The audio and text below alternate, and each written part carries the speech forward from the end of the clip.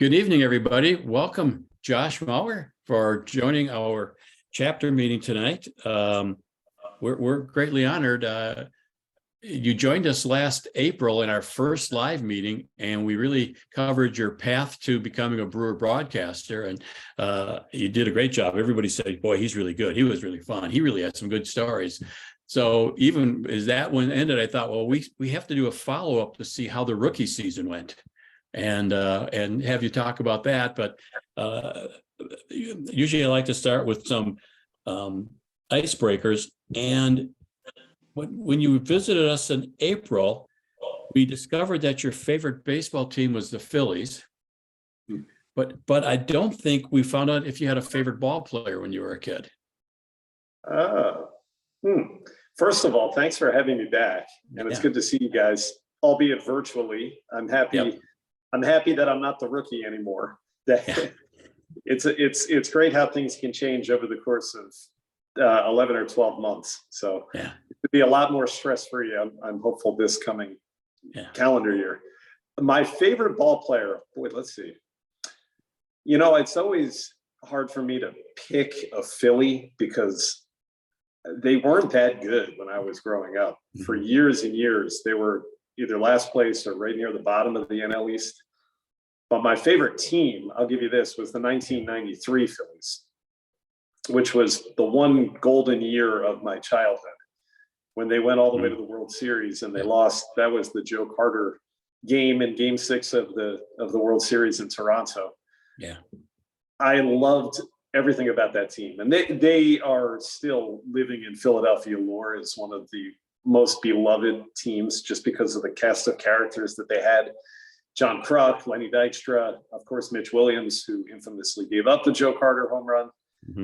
We loved them all. We loved that team. The late Darren Daulton was kind of the captain. And Curt Schilling was their ace pitcher before he really became Curt Schilling. He had an unbelievable season that year. I can't say I was a huge fan of Curt later in his career, but at that point, I loved him. Boy, was he great in the playoffs. Terry Mulholland was actually the opening day starter that year. If you remember, the left-hander, he had one of the best pickoff moves of anybody in baseball for years and years. And I believe, you could look it up, Terry Mulholland started the 1993 All-Star game for the National League. So that would be my favorite team. I'm giving you a very long-winded answer and a whole bunch of players, but I'm not going to pick one out of that bunch. Well, I think what we discovered last time is you had a different favorite in Philadelphia. And it's really the person that you wanted to emulate when you got older. I did. That was Harry Kalas for sure. Yeah, Harry was the reason that I do what I do. And I know I told this story when I spoke with you guys back in April, but I'll again just kind of reiterate how important listening to Phillies games on the radio was for me in my formative years. That's why I became a baseball fan. I discovered the voice of Harry Kalas, and then his partner was Richie Ashburn. They were so good, and Harry's play-by-play was so interesting and fun to listen to. And Richie's stories were fun and interesting, and they were so lovable. I really do attribute listening to those games when I was little as the reason that I wanted to become a baseball play-by-play broadcaster. And to this day, I still think every time I've put a microphone on over the last year when I was working with the Brewers, I think about how amazing it is coming from a little kid listening to Harry call games while I was in bed as a 10-year-old and starting to dream that one day maybe I could do that, to the point where then I was doing it. And for a major league team, it was pretty remarkable. So I do pinch myself, and I'm still trying to keep that perspective as you go through the highs and lows of a long season, and then all the trials and tribulations that come along with that. You do have to remind yourself of how fortunate you are to be able to be in that seat.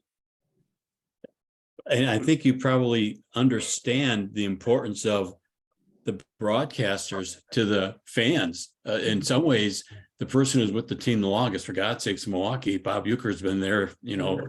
He got off the arc, I think, and after the arc, and then came over and started broadcasting. But and that's always the consistent on the team in many ways.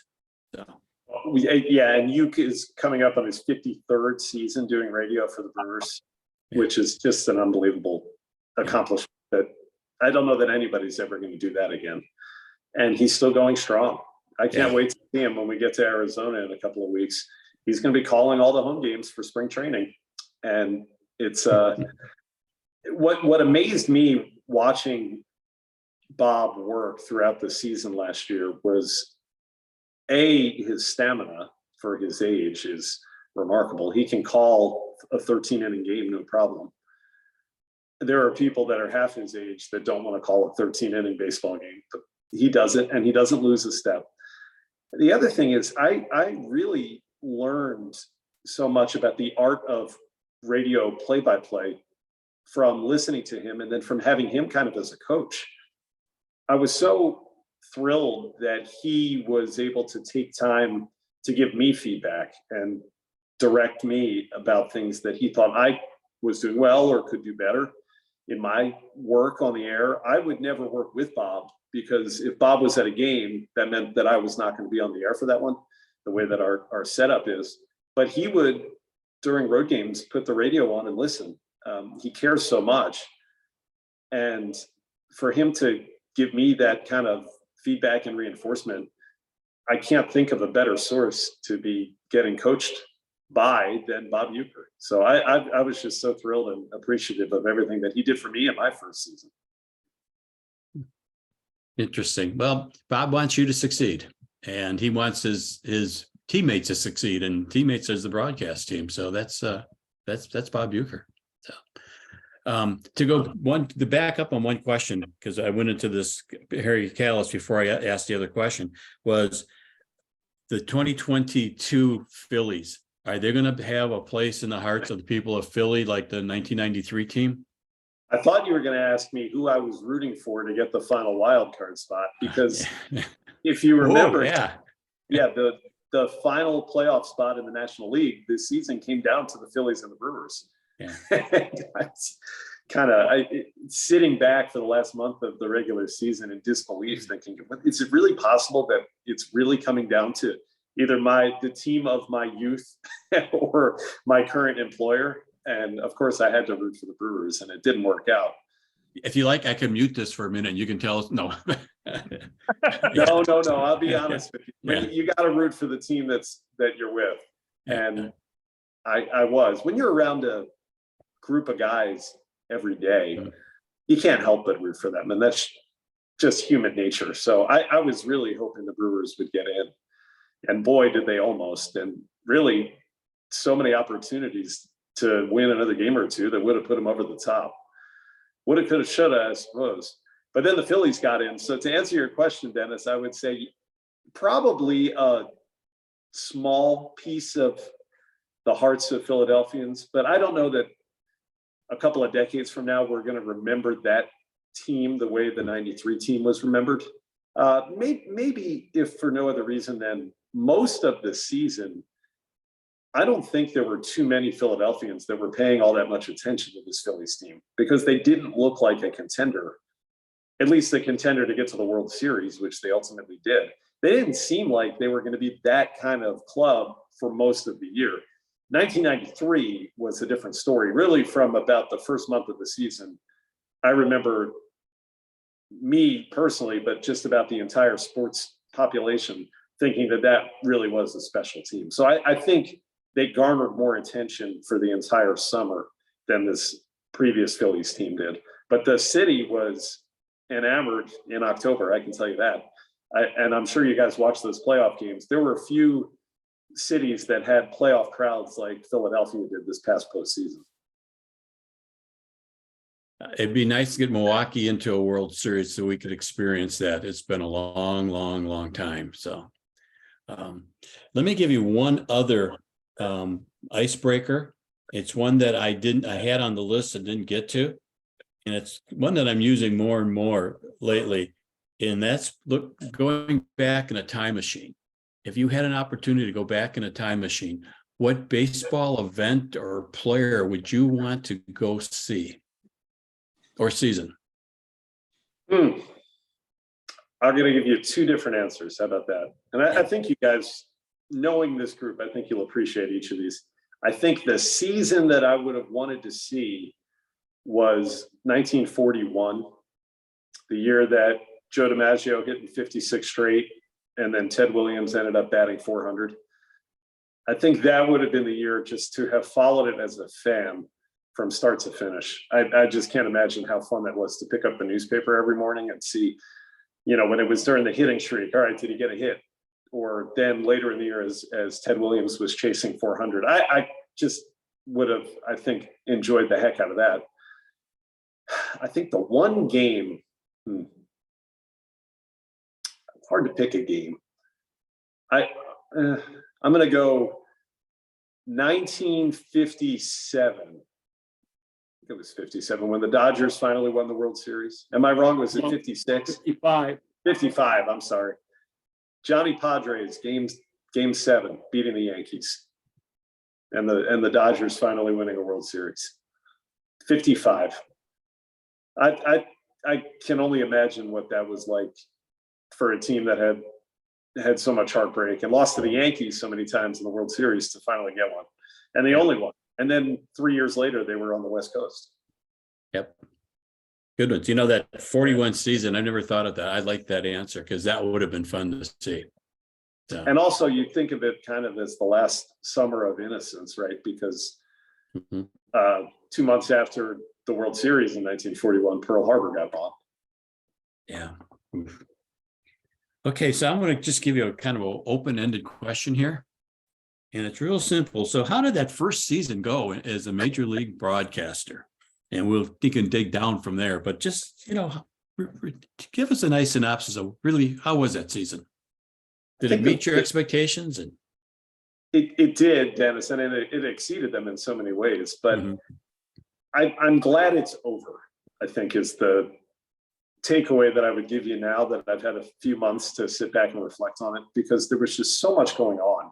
And I probably expressed some of this back in April when I first got to speak to this group. But every day I was going through a new experience of some sort, whether it was going to a new location, ballpark, hotel, meeting somebody new, learning something new about the Brewers organization or the broadcast situation in Milwaukee or the format. All of it was so new to me that at times I think it was a bit overwhelming. And I was really yearning for the moment where it would just become a routine. And then I could have some days where it wasn't just experiencing something for the first time. It was something that I'd already done and I knew what to expect. And so I'm very much looking forward to year number 2, because now I do know what to expect, at least for the most part. I'm sure there will still be new things and experiences to be had, new ballparks that I didn't get to visit last year, people that I haven't met yet. But for the most part, I know a lot more what to expect day in and day out. And I think that's a good thing. And I think actually it should be able to help my broadcasting. Just the comfort level within your personal surroundings. I think being comfortable makes you a better broadcaster. And more specifically, I've worked now with Lane Grindle, who's been my partner here with Milwaukee. I've worked with Lane for a full season. So I think he and I will be better at working with each other, knowing what the other person likes and doesn't like on air. And I think you only get better with that kind of experience. So everything was great. As I said earlier, I did find that I had to pinch myself just to remind me of my journey that I had gone through to get to that point, to be in that booth. But I think I'll be able to enjoy it a little bit more now moving forward, which I'm very much looking forward to. I know you were mentioning to us when we saw you in April that you really had not gone very far west of the East Coast. You're broadcasting minor league baseball, basketball, a lot of it was done on the East Coast. So you're going to see a whole lot of cities you had not been to. how was that experience? Seeing all these different cities, was there a place you really thought, hey, this is pretty neat, or oh my God, I never want to go back? Well, let me start with Milwaukee. I hadn't spent any time in Milwaukee in my life until I got hired by the Brewers. So when I was speaking with you guys last April, it was really just brand new to me. I had only moved a few weeks earlier. And I'll tell you, I really have fallen in love with the city. And the time that I've gotten to spend here, it's been fun. I wish I could have spent more during this off season because I think that would have been beneficial for me. Unfortunately, most of the time, I'm currently in Milwaukee at my home, but most of the time since really the beginning of November, I've been elsewhere, which I was hoping to avoid. I couldn't do it this winter. I had to work at my old job, which is back in Boston. So it's been a lot of nights in hotels, too many nights in hotels, too many flights. I'm a little wistful that I didn't get to spend more time and explore the city even more. But from what I have been able to experience here, I've just loved it. The people are great. The culture is fun. There's so much to do. And I've only really gotten to scratch the surface with that. So as we move forward, I'm looking forward to getting to more intimately know my surroundings here locally in Milwaukee. Mm-hmm. I think, the whole travel situation in Major League Baseball, as you guys know, it's unlike anything else. You get to spend anything else really in any other sport. You spend more time in the cities on the road that you go play at. You're there for 3 or 4 days at a time, as opposed to 1 or 2 nights. So you do get to experience your visiting towns. And I spent more time, obviously, in the National League Central cities. So Pittsburgh, Cincinnati, St. Louis, Chicago. There will be more trips to be made now with the new scheduling, and there'll be more new cities. And I think that's probably, outside of being on the air for those 3 hours that I get to work and calling the games themselves, I think my favorite part of the job is traveling around and getting to see these new exciting cities. I had become very accustomed to the minor league towns that I had spent a lot of years in. And I can tell you, this is a whole different planet. It really is. Cool. Interesting. Anybody else have questions? I've got a whole list of them, but I don't want to hog them all because I'm sure you guys have some questions. Anybody want to throw something out? Hi, Bob, by the way, saw you sign in before. Hi, Bob. Glad to be here. Yeah, thanks. More than easy, as usual. Something always comes up with my computer when I try to connect to this, but. Yeah. You're here. That's what counts. And the other Bob had the other Bob, you had your hand up for a question? Yeah, I can. Have you anticipated any changes in the way you broadcast, given the new rules for this coming season, like the pitch clock and all the other things there? Have you made any changes or anticipated having to deal with that? Hey, Bob. Yeah, I think that's a very appropriate question. I have anticipated that we're going to have to call games on the radio significantly different than we did in the past because of the pitch clock. I don't think it's going to impact television broadcasts, but on television, you don't have to call every pitch. So if you're telling a story or if you're in the middle of a tangent, BA and Rock or Jeff and Rock or Jeff and Vinny, whoever it ends up being, I don't think it's going to impact their style too much. I do think it's going to change what we do on the radio. We're going to have to be a lot quicker in between pitches because the action's going to be coming faster. And I do worry that it's going to take away from some of the story time that you otherwise would have had in the past. We're going to have to adjust to that. And I'm glad that spring training is going to be using the new pitch clock rules because I think it will be important for all of us, especially those of us that are calling games on the radio. We're going to have to get used to the new pacing. I can tell you just from speaking to friends of mine who experienced these pitch clock rules in the minor leagues last season, they loved it almost unanimously.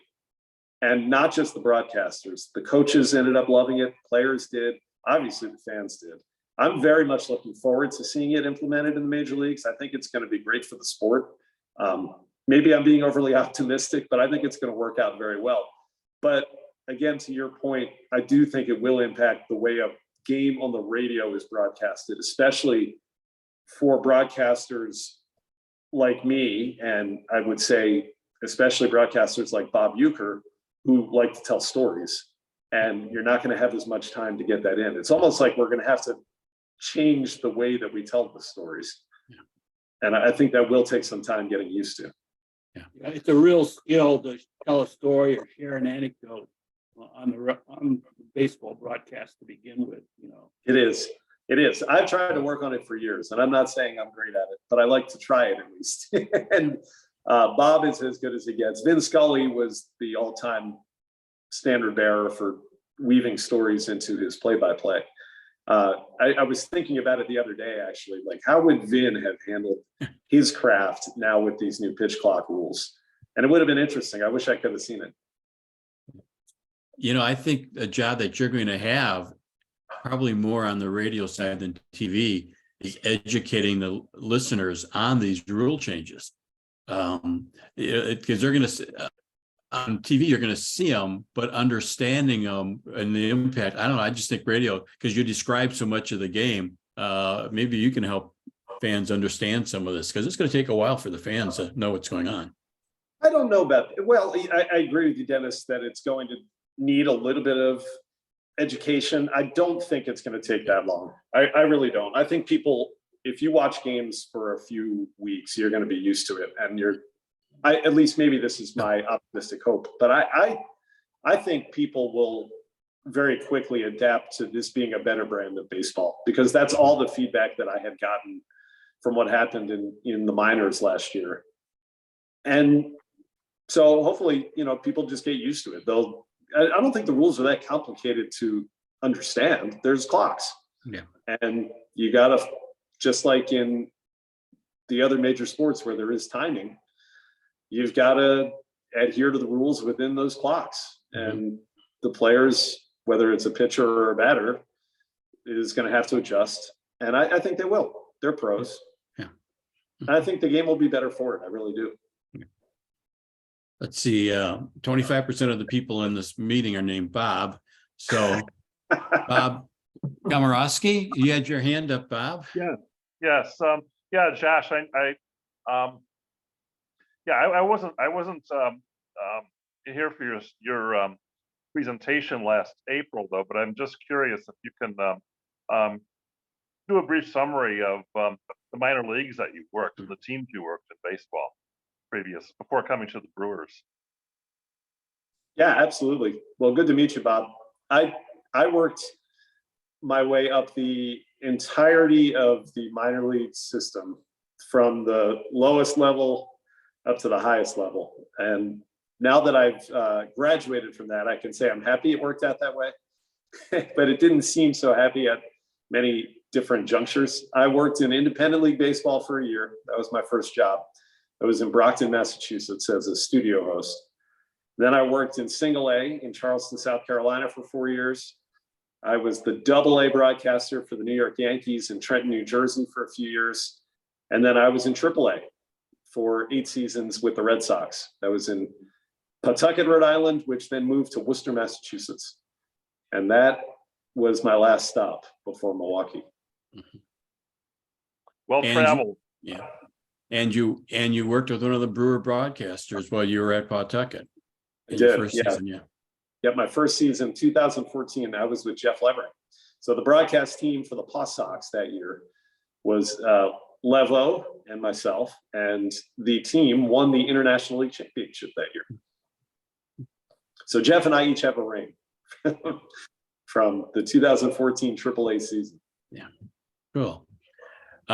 Someone not named Bob has a question. The nerve of these other people on here. Yeah, Tim's got a question in the chat. Is there a stadium that you're going to visit for the first time this year, or have you already visited every stadium in both leagues? I'm guessing no to that second part of that question. That's correct. Yeah, there are several that I haven't been to.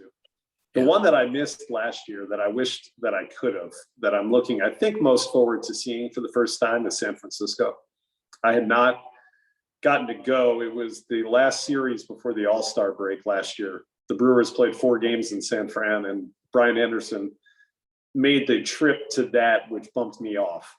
So I didn't get to go to San Fran, and I'm just having watched games on television there for years and then heard other people just beam about how beautiful of a ballpark it is.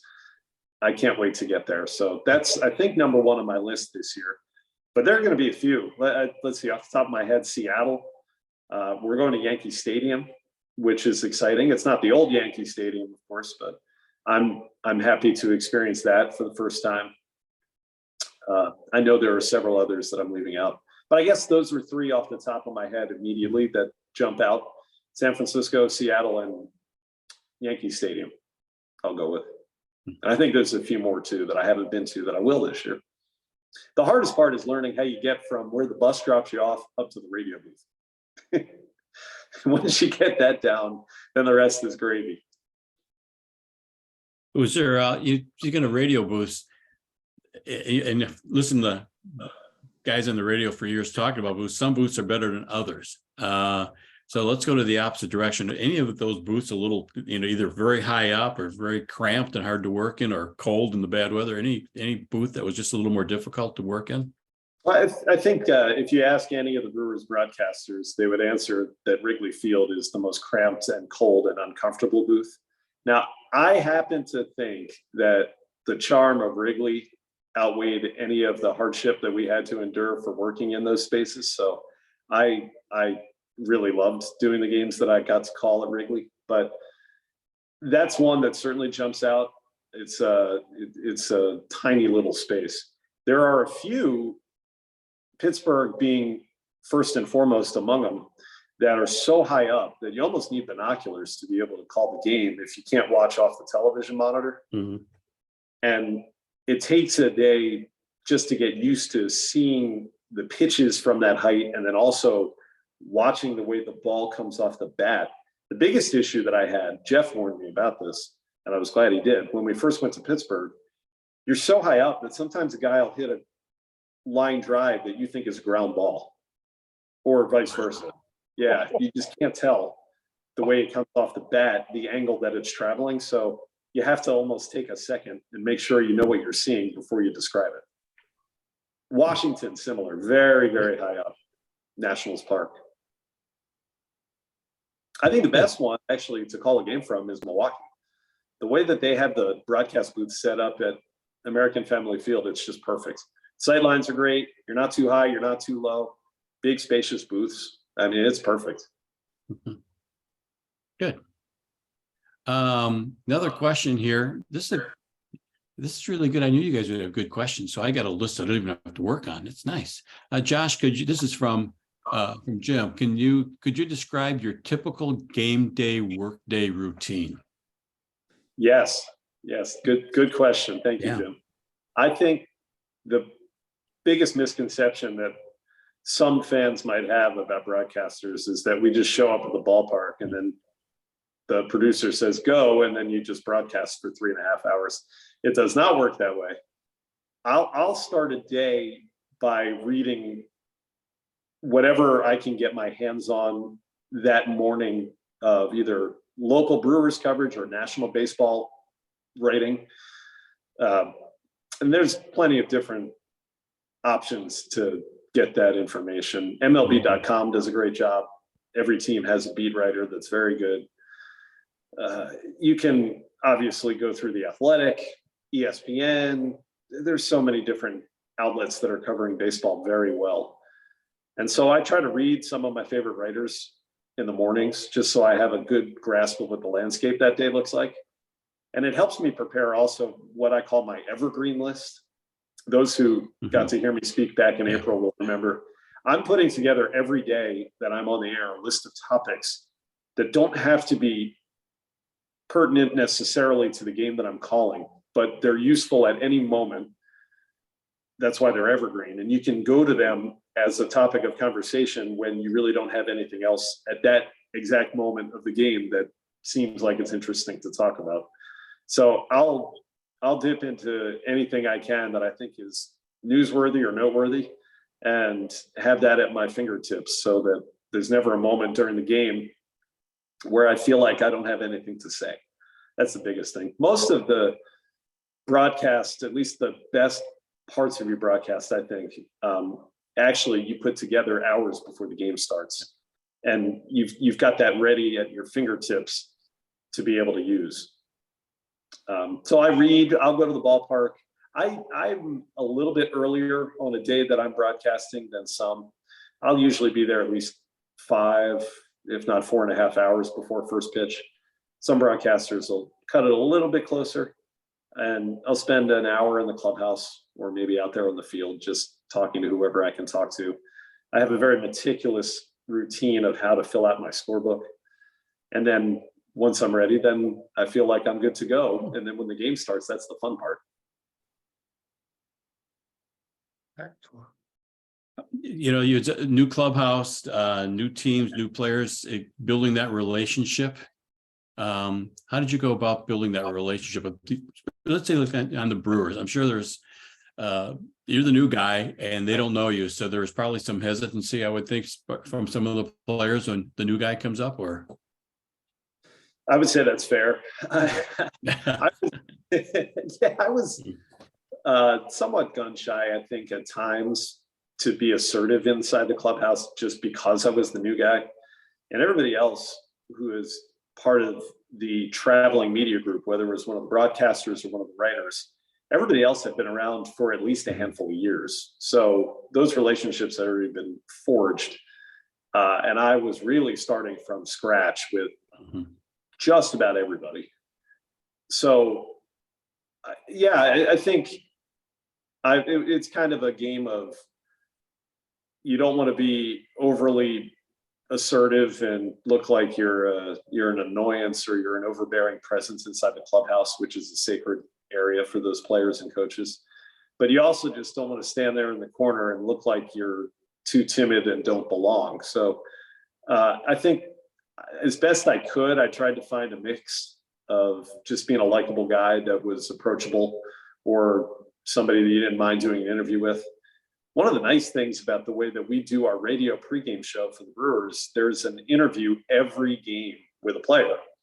And that was my job, to record that interview. And that gave me the opportunity to at least speak once, if not twice or 3 times, with everybody on the team.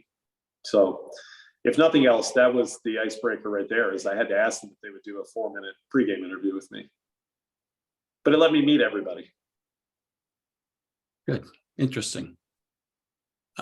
Bob, you got your hand up again? Yeah. Kind of a related question, Josh. Excluding Brewer beat writers or Milwaukee columnists, who are your go-to writers that you read on a regular basis, though? Columnists or national writers or beat writers? I have a handful that I would say I love more than the rest, and it starts with Jason Stark. I've always been a Jason Stark fan. He writes for The Athletic, if you don't know, but was with ESPN for years. Before that, I grew up reading Jason's weekly baseball column in the Philadelphia Inquirer. So I've been reading Jason Stark's work for over 30 years. And he just is so in love with the nuances of the game and esoteric stats that he finds, whatever it might be. He loves weird coincidences or strange injuries. I just find Jason's writing fascinating, and it's also humorous at times. So I would say he's number 1 on my list. But other athletic writers like Ken Rosenthal, Rosenthal's got more sources than anybody. He'll scoop you. So if you want to know what's going on, he's the first guy you should look for. I think Tyler Keltner from the New York Times may be the most talented baseball writer these days. Every time he writes a feature, it's like you're reading a mini novel, just the way that he composes his stories. So there's 3 off the top of my head. Nationally, I would put them at the top of my list as must-reads. If they have something, I'm definitely going to try to get to it. Any local ones from other markets? Well, around here, I think Adam McAlvey does a fantastic job. And Adam, he writes well, but what I really am appreciative of, and I find very impressive that he's so good at cultivating the relationships with the players and the coaches that they trust him. That's not an easy thing to do, especially when you're the team beat writer for a season-long grind of 162 games. Plus, he's there for every day in spring training. I mean, Adam's in that clubhouse so much. You could have relationships wear thin, and he's been doing it for a couple of decades now. So I think the fact that he's been able to keep everybody essentially happy enough with him that they'll talk to him, that's not an easy thing to do. Mm-hmm. I was really impressed with the way he covers it. Thank you. I mean, other like trying to think of newspaper. I left out Joe Poznansky, but I think he's fantastic. He's also on The Athletic these days. Yeah. Yeah. Have you read any of Keltner's books, the one on pitching or his new World Series book? I need to. No, I haven't. That's on my list, is the World Series book that just came out. Yeah, I just got it for Christmas, and we got other books we're reading for the book club. So I keep looking at that book, and Mary is our chair of our book club, and she does a great job. She likes to get the authors, and he's tough to get for meetings. So yeah, so is Poznansky. I would imagine that Tyler's in pretty strong demand. Yeah. He's a great writer. We covered his book K, a book of 9 pitches, and that's really good too. Yeah. We talked a little before about the rule. Anybody else have a question? Okay. Hopefully, I'm getting other questions that'll remind people. We talked about the rule changes and how it's going to affect the broadcasting.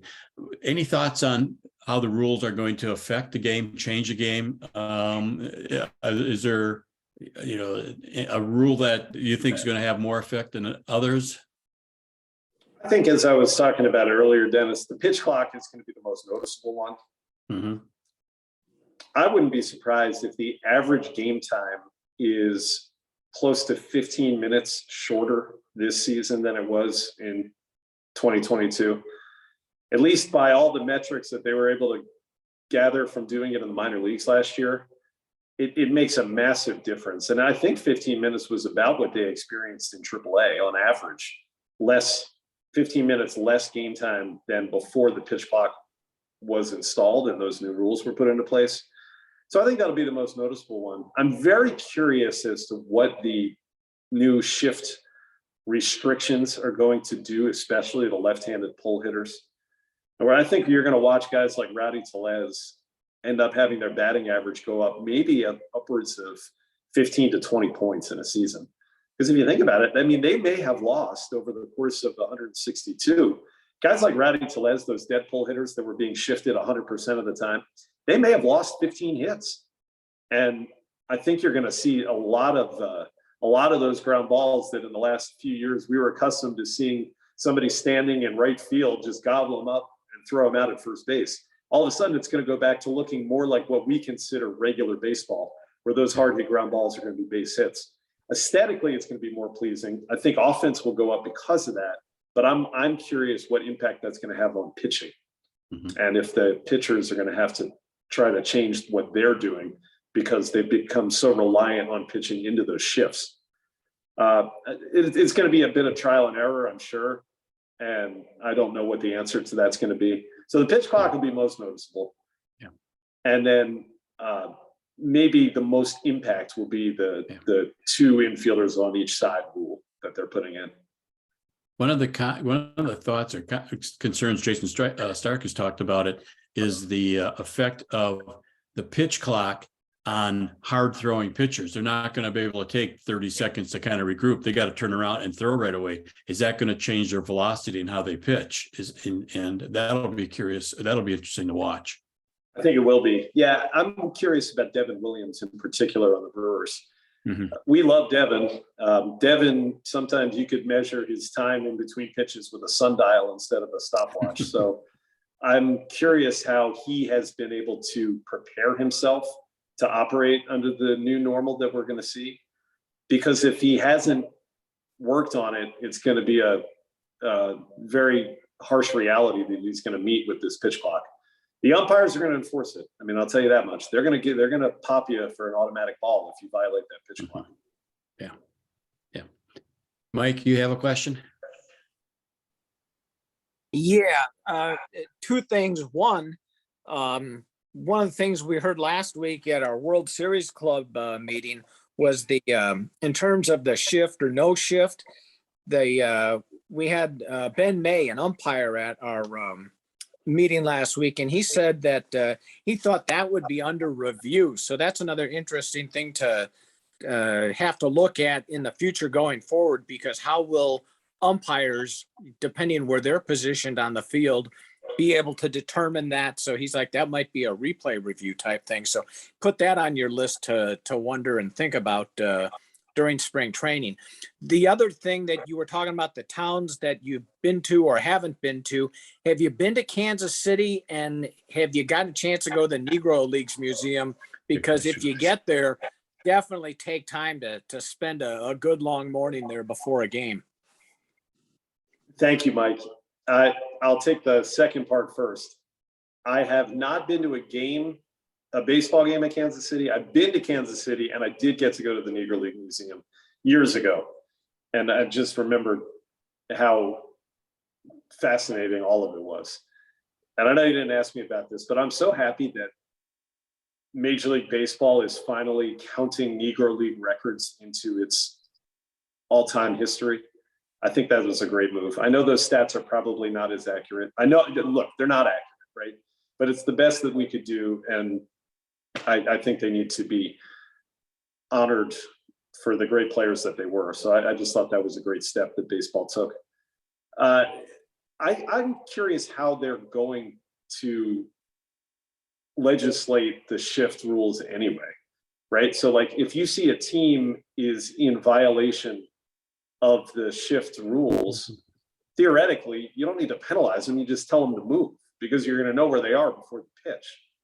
So I'm not sure, and I need to have that explained to me, how the umpires are supposed to enforce it anyway. Maybe Ben had something to say about that. Well, no, that was his comment, was that, depending where, if you're on the inside part of the second base, how do you know if the second baseman's on the dirt or the grass? So he's thinking it's going to be like a red flag in football, where they say, hey, take a look at that, go to the guys in New York and have them determine on, who's quote unquote legit or not. So to me, that's going to be the most interesting thing to look at. Outside of I don't think we're going to see that many pitch count impacts, because many of the minor league players have seen that. They'll get through it in the spring training. So you'll have a handful, but I think the shift is going to be a bigger thing. And like I said, how do you legislate? His point was, hey, how can you tell if you're behind home plate? You have no idea. There's only really one guy that might be able to see that, second base ump. And then, he's not able to truly see where somebody's feet are at all times. I'm hopeful, and I don't know the answer to this. I'm hopeful that it could be legislated before a pitch is ever even thrown.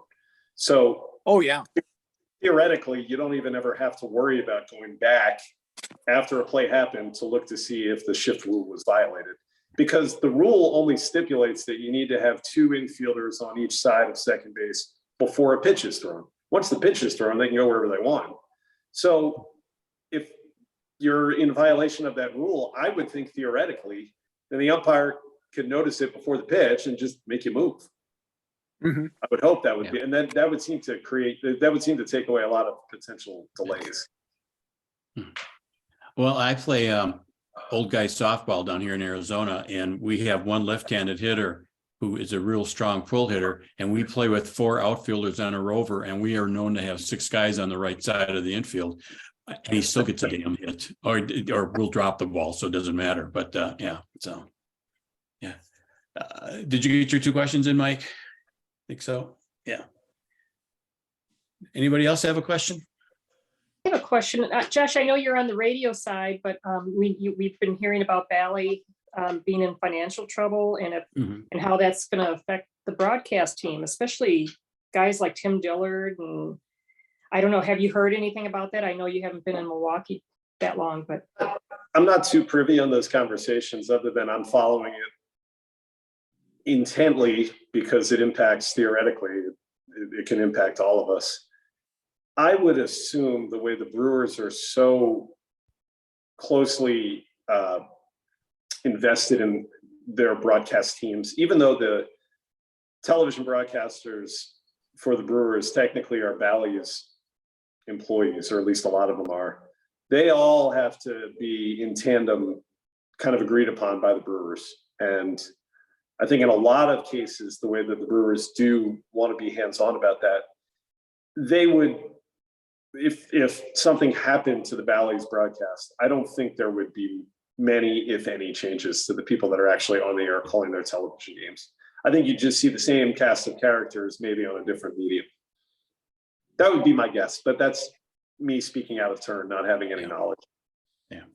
But Well, it is that bond issue is this week, so you'll see the news of that by the end of the week. Ooh, wow. Interesting. I would agree that just from the way I understand it, I don't think you're going to see Valley Sports disappear, even if they file bankruptcy, which it sounds like they're about to do. I think you're still going to have Valley Sports, at least for the immediate future. So my guess would be, at least for the majority of this baseball season, it's going to be kind of standard operating procedure as far as the general public is concerned. Yeah, I thought they might bankruptcy cut down on pregame, or I don't know. Yeah. Could be. I think those bankruptcy cases, they take a while to play themselves out too. I thought I heard that something from the commissioner that Major League Baseball would be ready to step in to assume Valley's role for those, what is it, like 18 markets that have Valley. So it would probably be pretty seamless, possibly. That's just from I've read in the past couple of days, from what the commissioner said. I know they've been studying the possibility for a few years now, and the problem is, I think Major League Baseball would eventually like to take all control over its local broadcasts. But the big issue, as I see it, is then you've got teams like the Yankees and the Red Sox and the Mets who own their own regional sports network and make billions with a B of dollars every year off of them. And I don't know if Major League Baseball can do anything to make that go away. So you may have some markets where it does become controlled by Major League Baseball and others where it's not. While we're talking about broadcasters, Tim has another question. Is there a broadcaster school for young aspiring broadcasters? You know, there's more and more people like me every year, it seems like, who decided that baseball play-by-play would be a really good way to make a living. The best way to do it, if you don't graduate from the Newhouse School in Syracuse, that's the caveat, because it feels like about 70% of wannabe play-by-play broadcasters end up coming out of that college. So that would be, I would say, if there was a school, you would say it's the Newhouse School of Broadcasting at Syracuse University. Outside of that, there are some very good programs. I like the University of Maryland, which was my alma mater. They have, even since I graduated, which was now over 20 years ago, they have expanded their capabilities of students being able to do play-by-play while they're in school so significantly, it almost boggles my mind. They're calling almost every one of the Maryland college baseball games on air and traveling with the team like they're a member of the program. And they're not the only school that has something like that. So I think when you start doing it in college, it really puts you ahead of the game, because then you're going to be able to get that first minor league job. You'll have a tape to send out. The way you get hired in the minor leagues is you got to have a demo tape. You're going to send it around to general managers in single A and independent league ball, and you hope that one of them likes the way you sound, and then that's how you get your break. but you have to have something to send them. So most people start by doing it at whatever college that they go to. Syracuse is the most popular, and I would gather that the majority of alumni that are calling Major League Baseball, if there was, I've never counted, but probably there's more from Syracuse than any other school. But there's a few that are out there that are pretty good training grounds while you're in college. You know, one of the questions I had, I think I had it on the list even last time. Is there a broadcaster hazing? And the type of hazing I'm looking at, you get the new pitchers have to carry the balls out to the, they have to carry the bag out to the pen. Are there any things that broadcasters make the new guy have to do? I think there might be some in some organizations, but I didn't have anything too bad in Milwaukee. I'm trying to think if there was an experience like that. No, and you would have thought that maybe Bob would have found a way to do some sort of welcoming the newbie. Yeah. But the answer was no. Everybody was just so welcoming to me. Yeah. That's what I remember about it more than anything else, is how kind that my fellow Brewers broadcasters were, not just showing me how to do my job, but also helping me get settled in Milwaukee and giving me recommendations on things around town that would be helpful to somebody who had never spent any time in this city before. I mean, they really all were. Sophia Minert, who does the television broadcasting, she's the sideline reporter, and she's fantastic. She was so nice to go out of her way. And I just remember multiple times this year, she would just check on me. How you doing? You doing all right? You need anything? And she didn't have to do that. So I just find it as a group, between the people that I'm doing play-by-play with on the radio, Bob, Lane, Jeff, the television guys and gals, this is a really special group of people. And I think the Brewers deserve a lot of credit for that, because when they've hired somebody, they've taken care to make sure that that's a personality that they want to have fit in their organization. That's really great to hear. It's a wonderful story. I really wanted to hear something dirty though, but that's okay. No. Sorry. I'm just sick enough that I'd be the guy on the new guy would say, I got to find a way to get the newbie to do something. So that's just, that's just my personality. So I don't think there's any other questions out there. Other questions, anybody else? What about the schedule and how that'll affect ball players? It seems like there'd be less familiarity with either pitchers or hitters, depending which side you're on. And I'm just wondering if you have any thoughts on that, if that's going to change, just the day-to-day game is different because of the schedule. There, you don't see the same faces all the time, and I don't know which side would benefit if either. I think, Bob, that maybe I'm coming off generally sounding too optimistic about all this stuff, but I think players are really going to like it. I'm not sure that anybody is a huge fan of playing a division opponent 19 times a season and going to Pittsburgh 3 different occasions during the year if you're on the Brewers, or if you're the Philadelphia Phillies having to go play in Miami for 3 different series. I think they'd rather have that variety.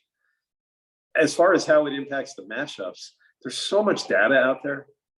I mean, these guys are fed information layered on top of information before every game from the coaching staff, the pitchers and the catchers. They know the tendencies of every hitter they're going to face, even if they've never faced them before.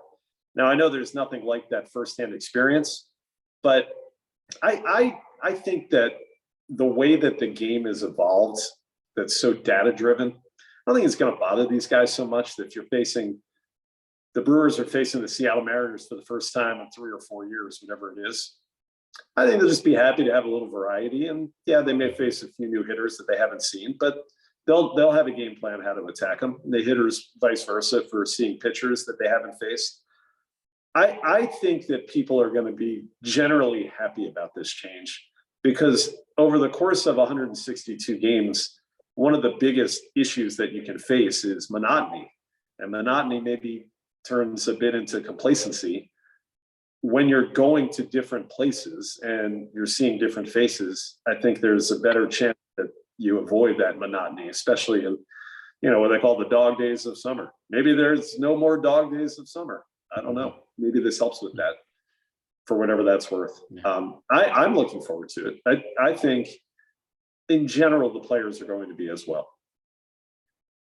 I think Bob Roston, who's on here, who's the biggest Brewer fan in the Northwest, him and another guy, and so they flipped a coin, I think, on that. He'll be happy because he'll have more opportunity to see the Brewers this way.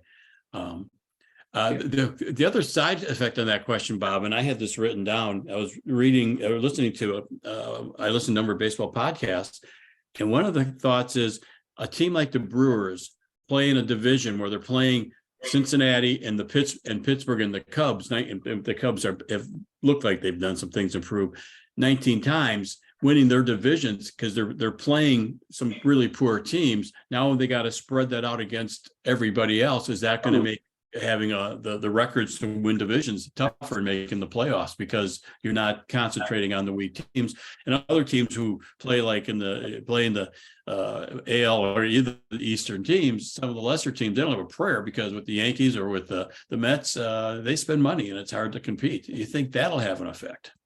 I do. Yeah, I think one thing that will need to be looked at is the playoff structure.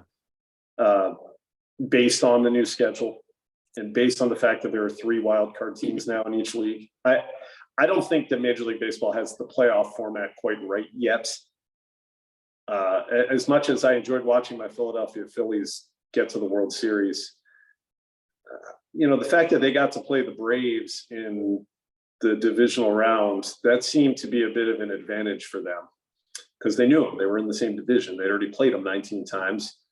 That Braves team was great, but I think the fact that they got matched up with a team that wasn't afraid of them so much really benefited Philadelphia. So I think there needs to be some thought to changing the way that the playoff bracketing is done. And maybe there's less of an emphasis on winning the division altogether because now you're not playing as many division games. I don't know what the answer is. I do think that does need to be revisited. Maybe it's just take the best. How many teams are we taking into the playoffs these days? 7. I mean, maybe it's you take the best 7 records in each league and just say, all right, there's your playoffs, and we're going to seed you 1 through 7, and that's the way it goes. But there's probably some more tinkering that still needs to be done. You make a comment about the Braves and the Phillies, but the weird thing is I heard a thing that last year the Mets absolutely owned the Phillies, but I forget what their record was, and I never went back to look it up. But also Houston owned everybody out in the AL West. So yeah, you're exactly right on, what are they going to do to the playoffs with, we'll see if these anomalies still occur or, what changes will be needed to make. Another example of last year's playoffs was the Dodgers and the Padres. I think the Dodgers were the best team in baseball last year. Certainly the best team that I saw. And then they played the Padres, who they had just faced 19 times in the regular season. I just don't think that's a great matchup. Even though the bracket was what the bracket was, there's something a little bit not fair about earning that number 1 seed, but then having to face a division rival. But at least they had to face the Mets going into that. That's true. Mm-hmm. That's true. The Padres had to earn their way there. Yeah, they did. Yep. Bob, you got your hand up. Yeah, don't you think that when they add 2 more teams, and they have 32 teams in baseball, that'll cause a total reshuffling of the playoff situation and the division situation, and Portland may have a team and everything else there? Yeah, I think that's coming. It's probably not in the next year or 2, but it's in the next 5 to 10 years. There will be some division restructuring. My best guess is that Nashville's going to have a team, and maybe Charlotte's going to have a team. I don't know about Portland. Las Vegas is certainly going to be in the conversation because, well, everybody seems to think that Las Vegas needs everything these days. But I'm reluctant to think that expansion is going to be good for the sport. My rationale has always been, I believe that there's a finite amount of human beings on the planet at one time that are good enough to be quality major league pitchers. Mhm. And when you start adding more teams, all of a sudden you're adding another, 22 major league pitching spots, more than that, 24. And there's 24 more pitchers that otherwise would not be a major league pitcher that are going to be major league pitchers. And it dilutes it to the point where I think you're going to have an imbalance. I think that's going to help offenses a lot. So I'm not necessarily in favor of the expansion, but I understand the economic reasons for it. And I don't think we could stop it at this point. An interesting thing about Las Vegas, the Raiders are whining about their crowds. Is nobody in everybody, most people going to Vegas don't live in Vegas, and a lot of people who who live there may not be from there, so they go to see their home team show up, or they just don't, there's not a big fan base for their team. And so would Oakland, one of the names out there, so would they move there and run into the same basic thing that they still aren't going to draw the fans that they need? So I'm sure they would. Yeah, I'm sure there would be people at the games, but they wouldn't necessarily be fans of the Las Vegas team. I'm not a huge Las Vegas fan. I'm sure you could tell by the tone of my voice. I don't know that that's a major league market. Just the same, I'm not convinced that it was an NFL market or an NHL market. Yeah. Nashville would be interesting because it would be the Nashville Stars, a Negro League ball club name, and majority minority owned, which could be, be very interesting to see. So I think they're in very good shape from everything you hear. I think Nashville's going to have a major league team. Yeah, I agree. I've been asking everybody else if they have any questions for you. Have you got any questions for us? You got some fans here and you got some SABR people here. Maybe there's something you'd like to run by us. That's a great question. I'm sure I do. All right. Well, I'll throw this to the group. The Brewers have to make some decisions over the next year to year and a half about which of their starting pitchers they're going to give a lot of money to. So if we're going to crowdsource an answer here, and we're talking about Corbin Burns, Brandon Woodruff, Freddie Peralta to a certain extent, and assuming you can't keep all three long-term, who deserves to get the $200 million payday? And how would you prioritize it?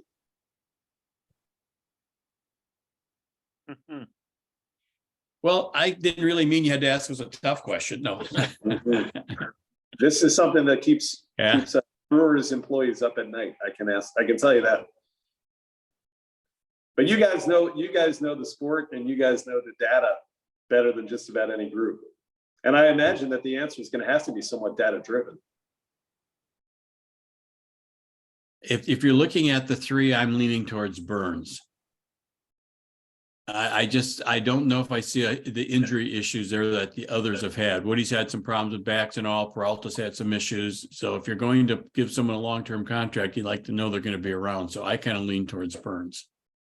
Or would you work it so that you can give 2 long-term contracts and then try to figure out the hitting after that? The Yelich contract has worked well. Yeah. Tim says, ask me at the end of the season. That might be what Matt Arnold is thinking too. Well, I think part of your answer is, what would they get in a trade for one of those 2 pitchers? Figure you can't keep both, but you'd like to keep at least one. Mm-hmm. So I don't know who brings more value if you're trading them, but to me, that would be part of your, thought process, at least. Yeah. Anybody else have a thought? Yeah. And what about Willie Adames? Yeah. Right. He's going to cost you. Mm-hmm. Yeah. It's so fascinating to me, the way that a team has to think about its pay scale and the contracts that it gives out these days in order to retain its best players. Yeah. I think that's why I'm so fascinated by it, because you have to make some very, very difficult decisions. I mean, I worked in the Red Sox organization, as I mentioned before I came over to the Brewers. And over the last 4 years, they've allowed Mookie Betts and Xander Bogaerts just to walk away, essentially. And I mean, those were two of the 10 best players in the sport, and they were homegrown Boston people. And Boston spends money left and right, and they still couldn't pull it off. So I think in general, that's an issue for baseball that they're going to have to figure out a way to deal with. How teams can keep their homegrown stars at home for their careers longer than they currently are. Especially when the Mets are paying everybody max dollars, seemingly. Yeah. Cohen on an interview the past week said he'd like to find a way to grow his own pitchers because pitchers are really expensive. So he's we just can't let him take anybody out of our pitching lab. So listen to McCulvey and Dillard. They want to get into the pitching lab to see what they do there. Have you had an opportunity to get a peek in there? I haven't, but that's on my list of things to do. Okay. Yeah. They're not letting anybody in there, but no. So to follow up, Mike, your question, who can you get in trade and who are they developing? If the pitching lab can develop players like they've been doing, can you afford to let some of these guys go for hitting because you can develop the pitching? Well, you have to, because go back to Ron Wolf with the Packers. That was his whole, plan from 20 years ago. Continue to develop people. And then as the guys mature, pass off the ones that you truly have to pay big bucks and aren't as valuable, and have a young guy coming, behind. And the Brewers seem to have a lot of outfielders. So yeah, can they move Yelich, or does he go to first base? That's a real question. But yeah, his contract is a real hamstring around the team going forward. So that's why I say, if you can't keep, there's no way you can pay three guys $20 million each on the Brewers, seemingly the way they spend money, plus Adames being a fourth. So not that he'd get 20 million, but still he's going to get 12 or 15. But yeah, who can you trade for what value, and what do you get back to continue to grow the team? Yeah. And what's the fan base saying? See, they're trading off the big name stars. It's the small markets have always had that issue. And I know this is a topic that's probably built for a much longer discussion, but it's also the message that you send to your fans. Mm-hmm. Mm-hmm. Yeah. Well, look how well the Hader trade worked out, the message to the fans and to the players. That was, yeah. Hey, Tim, I think you may have the best answer out there. Wait till the end of the season. That's not a bad answer. I think that especially as it relates to pitchers, you have to look very closely at their health. And maybe they have to do a better job of diagnosing some of these things that come up, but you don't see pitchers in either league anymore that you would really call a workhorse. It's, get them here while they're healthy. Oh, he's got a bad elbow, but he'll be back in 3 weeks and all that. I think when they try and build a roster, they have to pay more attention to it. I have an opinion, which is worth nothing, of course, about how the Brewers might do based on the health of their pitchers this upcoming season. And I think you have to look at guys that are not going to get hurt as often. Maybe they've got a motion that lends itself to longevity.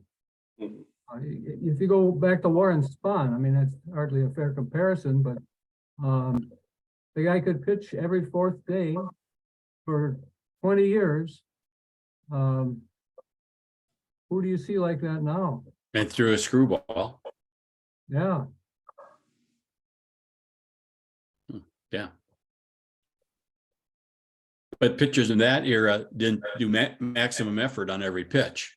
And that's one of the right. Yeah. It's not not an even comparison, but yeah.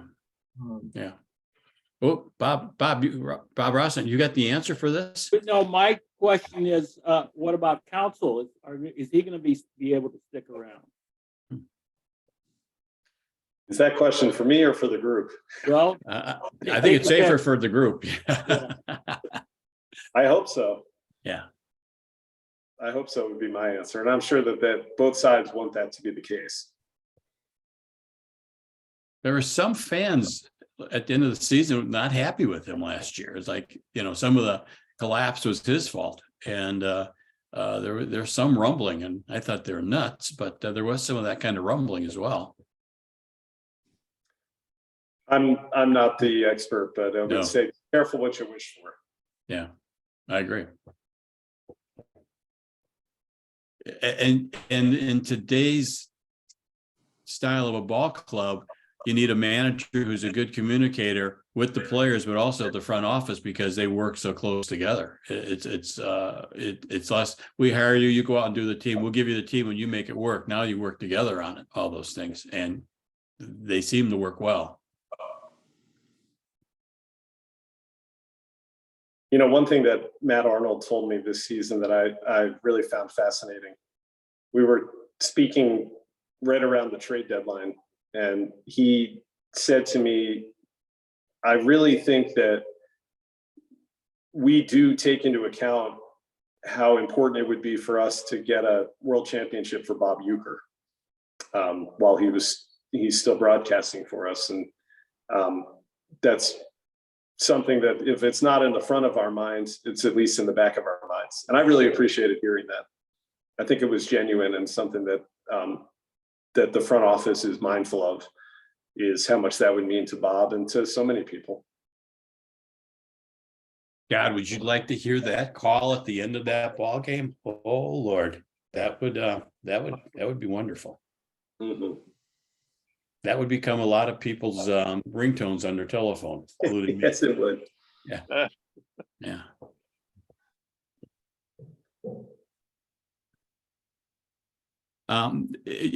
Matt's taking over. I don't know, with a year, I don't know how much you got to know David Stearns and Matt. I'm guessing there's a change in personalities there, and how do you feel about Matt taking over?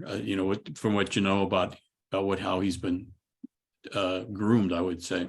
Yeah, I'm excited to see it. I think Matt is a wonderful baseball guy. I mean, he's been under the tutelage of so many different smart executives over the course of his career. So he's more than prepared for it. And he's just a great guy. I mean, Matt isn't too big to not have time for anybody in the organization. He'll tell you what he's thinking and the way that it is and why things are being done. Whether it's the fourth string radio broadcaster, or I'm sure the marketing person, or whatever. He's just a wonderful guy. I'm curious to see what the differences are in philosophy, the way that roster construction is going to be handled now as compared to the way that David Stearns operated. And they worked together closely for several years, but that doesn't mean it's necessarily going to be the same philosophy. So I think that's going to be a good kind of theme to follow here this season. Watch the way that roster moves are made by the new regime as compared to what we've been used to the last few years. Good point. I know a year ago when all the rumors were that Stearns was leaving to go to New York, and the Mets are hot and heavy after him. And my son was thinking the world was about to end. And I said, but we got Matt Arnold. He's really been around a lot of people and really has learned a lot. I think we've got a GM sitting in, to replace him, sitting in house. And so, I like that assessment on your part, because that's how I felt as well. Mm-hmm. Yeah. Sometimes you just never know what you have until you give it a chance. Yeah.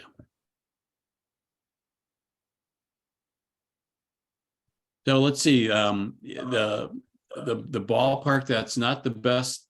You would like going to Chicago because of the experience in Wrigley Field, and your the opening day is going to be in Chicago in April, when the weather is probably going to be that nice little breeze off the lake. So yeah, are you looking forward to that? I will be. I will be after about 5 weeks in Arizona, so I think we'll be okay with it. I was fortunate enough that last year my first broadcast was at Wrigley, and I remember being very bundled up. but that was okay. I was so happy to be there and excited to be doing it that I didn't seem to mind the cold. So I think it'll be okay. I'm a fan so much of the historic ballparks. And so the fact that we got to do Wrigley and then Fenway Park last year was a very big deal for me. Yeah. The SABR convention's in Chicago in July, but the Cubs aren't home. Oh, no. No. So we're going to the White Sox, but the Cubs happen to be in Milwaukee just before the convention. So we're exploring bringing a ball game up here. That probably something we'll have to do all the work on, not SABR, but I'm probably going to reach out to SABR if they can at least promote it for us, because bring some people up here and tailgate. Absolutely. So, yeah. Anybody else have a question for Josh? Hey, Josh, a little off the track, but how much does the analytic department communicate with you guys, and what kind of relationship do you have with the analytic department? Truthfully, Bob, not much. I think that would be more of we'd have to seek it out.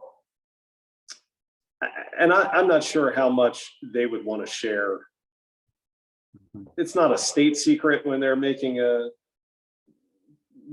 scouting report or they're coming up with a player profile based on data, but a lot of that generally just wants to stay internal. And so that's not something that they're going to go out of their way to promote to the broadcast team, even though we can work together in many ways. I think a lot of that's going to stay pretty separate from the guys that have the microphones on a day in and day out basis. I think the Brewers are pretty good with their analytics, and they've had very smart people that have helped them win a lot of games since this current regime took over. And I'm fascinated by the way that they do operate. I can't say that I had a lot of interaction with those people day in and day out, or had access kind of to the information that was being generated by them. It's a good question. Yeah. I asked Vinny Rotino. We had a joint chapter meeting at the end of January. I came up to Wisconsin for a 7-inch snowstorm. What's wrong with that picture?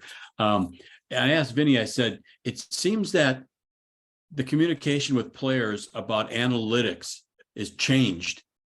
And he said, the smart coaches no longer talk about the numbers. They know what the player has to do to get to the results they need. They communicate results. They communicate, let's do it this way. Let's, whatever. And don't tell them, don't worry about the spin. Don't worry about the exit velocity, all that sort of thing. Here's what you need to improve your game and they base it on what they see in the analytics without telling the player. So it's a different communication, not trying to, and I thought that was a very interesting answer, because I think players sometimes would probably get caught up too much in the numbers and not what the results are. So I like that answer. I think so too. I worry if players are on the mound and just thinking about their spin rate, for example, then how are they thinking about how they're actually going to get the batter out?